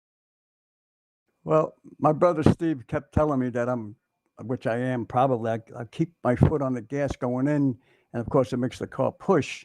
So that first one, I went a little too hard, and I braked and I went around. But after that, I pretty much, drove to my limit, and I had my foot off the gas. I made sure of that. But it was good. It was a fun race. And these guys, I'll tell you what, for them coming out just for a fun race, for a birthday, that's awesome. Awesome. Thanks, guys. I really appreciate it. Yeah, what does that mean for you? Because I know there wasn't gonna be a race tonight. This obviously, I think, and correct me if I'm wrong, but your kind of favorite combination of what game run in New Hampshire with the modifieds. But to see all the support, all the guys come out to help celebrate your birthday, what does that mean to you? That's fantastic. Let me tell you something. I clown around a lot with these guys. I really bust them, and I guess they go for it. They like it. So it was good. It was all good. Hey, it was a great race to watch, and I'm glad that we're able to talk with you after this one. But I also wanted to say, you told us not to sing, so we won't sing to you. We won't embarrass ourselves. We won't embarrass you. But thank you so much for all the support you've given us here at JTN as well. Got the pictures at Wall Stadium with our hoodies, folks. That's an endorsement. Go get the hoodies. But before we let you go, I know you got a lot of family that always watches. The floor is yours. Thank all the guys here. Yes, I'd like to thank mostly my brother, for putting up with me, with him hollering at him all the time and stuff, and my wife, and my sisters, my Barbara, and my twin sister Barbara. It's her birthday also, and my sister Ann, and all the fans.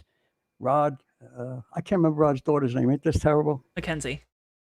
Hub, yeah, one of our best fans. Yep. But yeah, that's awesome. Great feeling. Thank you so much for taking the time to talk with us after this one, and congratulations on another trip around the sun and a great run here tonight.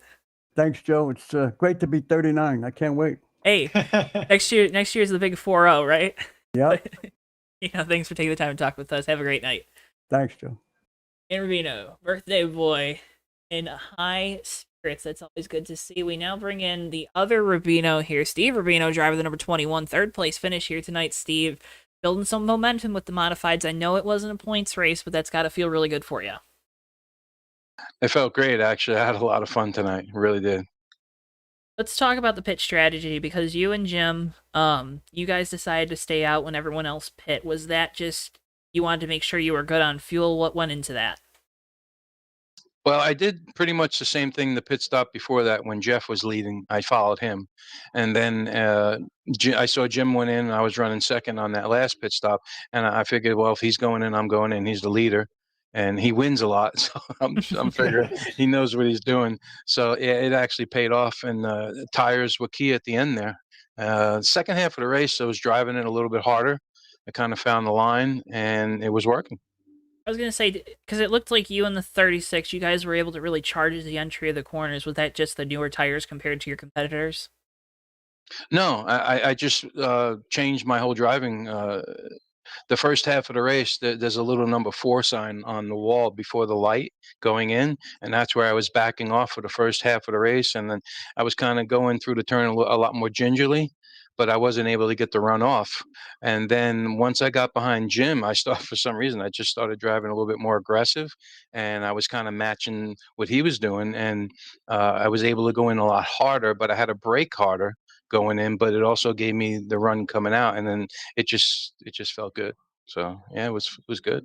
Having that carrot out in front of you always helps, doesn't it? But you talk about, because we talked with Bino, obviously, and um, the community you have here at Hobo. Talk about what that means to you. See all the support, all the fans at home as well. Talk about what that means to you as the league owner, league head, whatever title you've given yourself.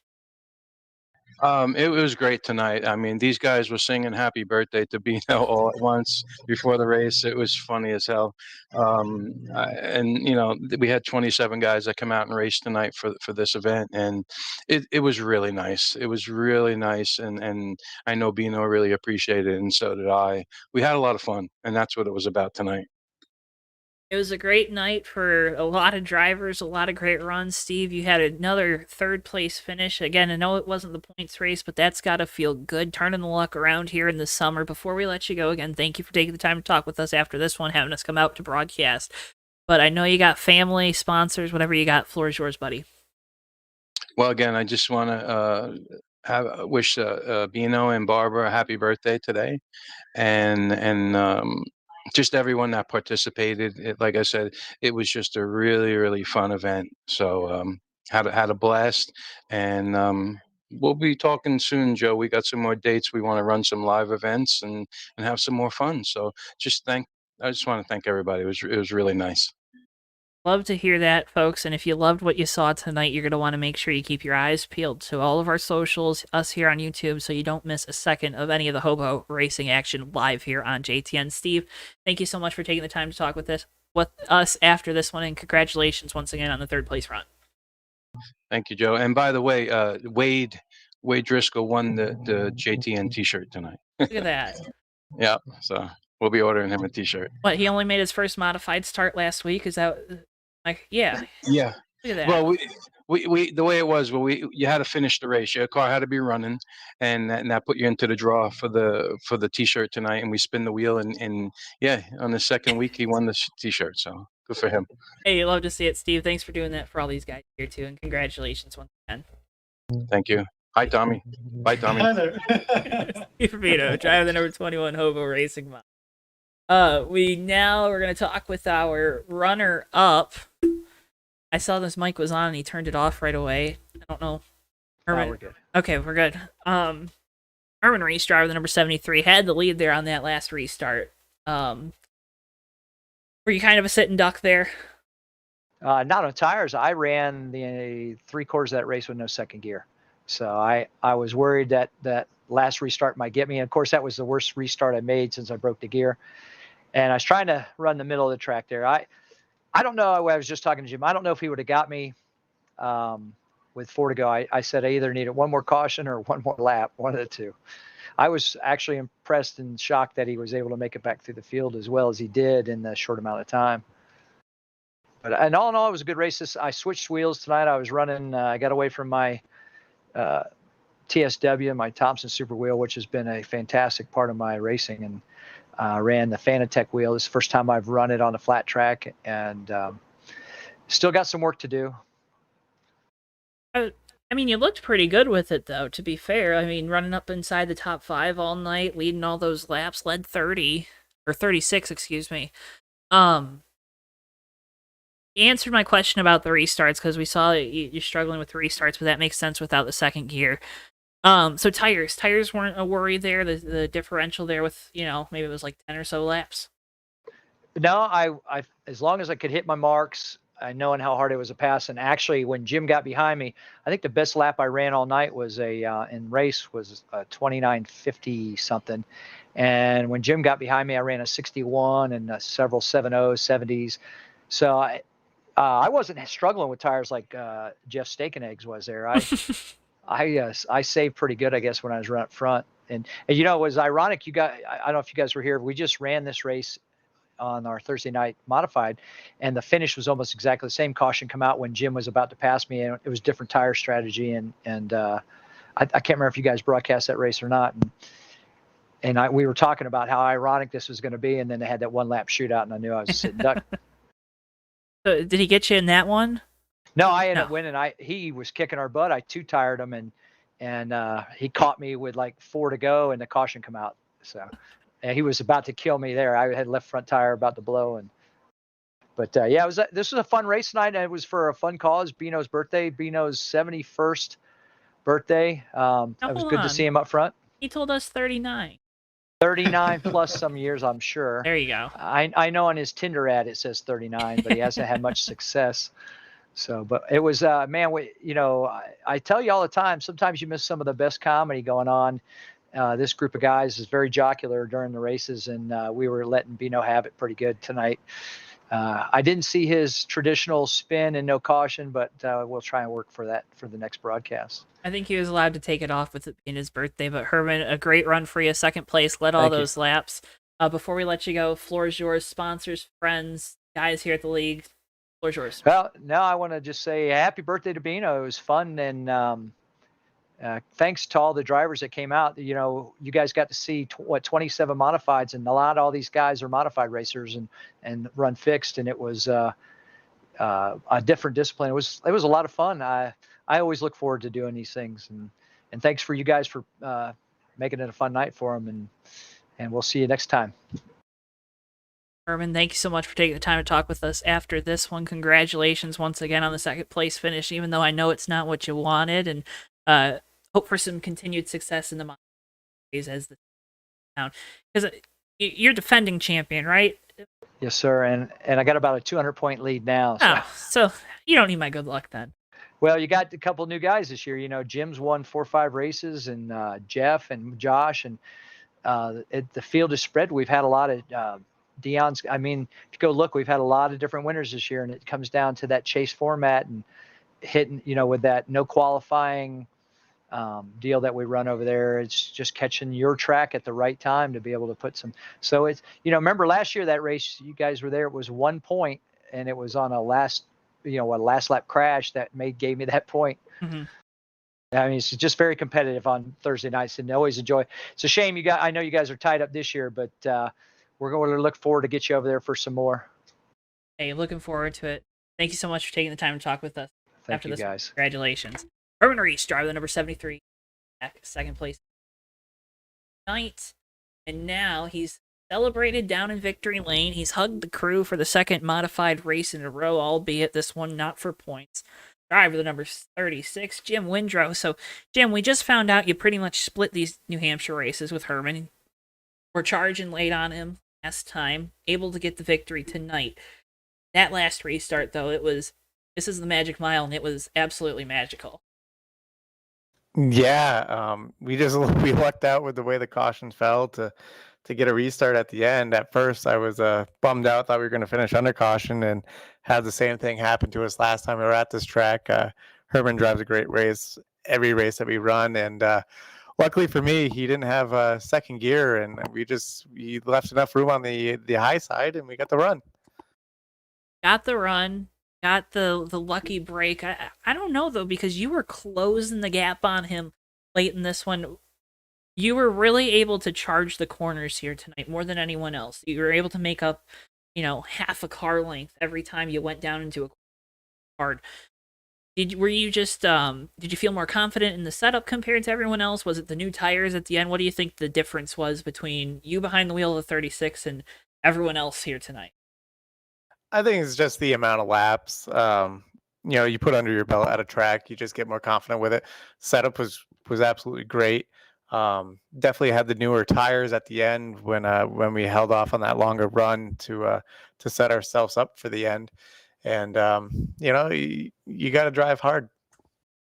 Gotta drive hard. Now, but you gotta make sure you're smart too. And you were really smart coming back up through the field, because we saw you and Steve. You waited for that last caution before that long flag run to come down to pit lane and make your last stop. How do you balance knowing that you're one of the faster guys out there, but also knowing that this track is so hard to pass on? Just like I said last time, it's okay to follow somebody. You can set somebody up for a couple laps without them even really knowing it. Dion had a great run in front of us, but I kept sticking my nose in a little bit here and there, and it got him thinking a little bit. I believe, at least I think it did. And one time I really dove hard in there, and then the next turn he drove it in harder and then washed up, and Steve and I were able to get by him on that. So you got to kind of pick your points and be patient and kind of get in their heads a little bit. What goes into picking that ideal point? Is it just you kind of see a couple trends for a couple laps with the way the guy in front of you is driving? Is it just kind of that golden opportunity and you got to seize it? What goes into picking that point? Yeah, absolutely. I mean, like I said, follow them for a couple laps and see where their braking points are, see where they're diving into the corner. I know this track you can definitely dive in a lot lower than what a lot of people think. You see the racing groove on the track, but even in real life, the apron is used here, especially in the modifieds in turn 1. But I mean, you have wide turns, so even if you do wash up, you can still keep the momentum up. You might not be as quick coming out, but you can still dive it in and hope that the guy above you respects you enough, and vice versa. And that's kind of how we made our passes. That's always the big thing. The guy, when you dive to the inside, you gotta hope that he's gonna just give you a little extra room, maybe a little more than what he. Jim, congratulations on the victory here tonight. Led a bunch of laps in this one. Before we let you go, you did the drill last week, so you know the drill. The floor is yours. Yeah, just want to wish Bino a happy birthday. Birthdays are always exciting. You don't always get a race on your own birthday. So happy birthday to him. Thanks to the guys at Hobo Racing for putting this on. It's always a blast running with them. It was especially fun tonight with having some of their cup guys in here.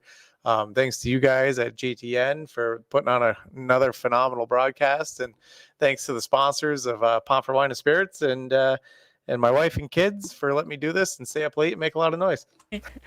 Stay up late, make a lot of noise. I think we've all heard that and done that. But Jim, congratulations once again on the victory here tonight. Looking amazing here at New Hampshire, and here's to some continued success in the Thursday night modified series. Congratulations once again. Thank you, guys.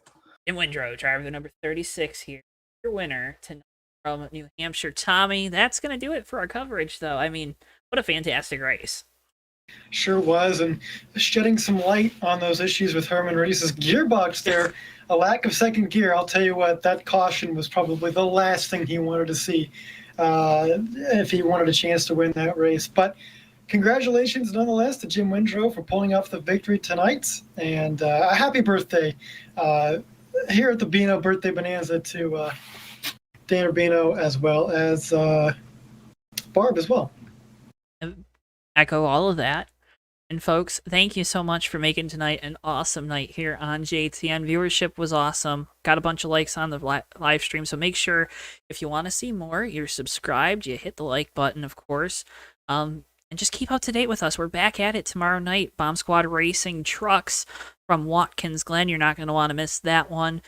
Again, a very happy birthday to Bino, to Barbara, and a special thank you to all the folks here at Hobo Racing that bring us out to these events. They're always so much fun. We always have a great time with our Hobo family here on JTN. But that's going to do it from us here in New Hampshire. Thank you guys so much for watching, as always. For Tommy Bordeaux, for Bristol, our producer, I've been Joe Twansky. Have a fantastic rest of your Tuesday evening, a great Wednesday, and we'll be back at you live tomorrow night.